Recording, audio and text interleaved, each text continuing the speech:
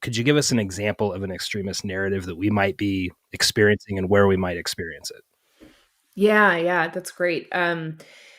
So I use the definition of extremism as when an in-group perceives a threat from the out-group to their success or survival, and that hostile action is therefore necessary. So the hostile action piece is really critical to this narrative, because if I take that out and I just say your in-group perceives a threat to your success or survival by an out-group, I would argue that most of our politics are like that. And that's been that way for decades. There's a reason for that. It motivates people to vote, motivates people to contribute money.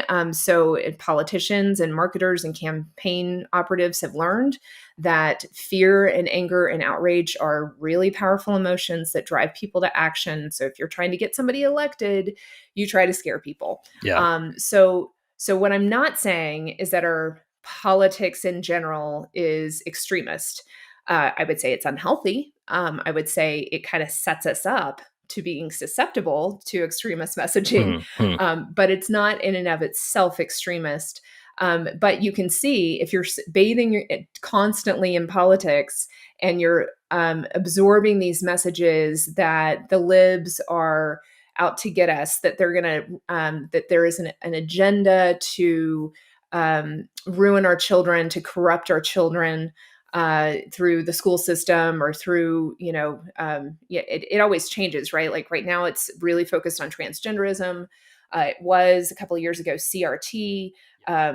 Before that, it was anti-wokeism.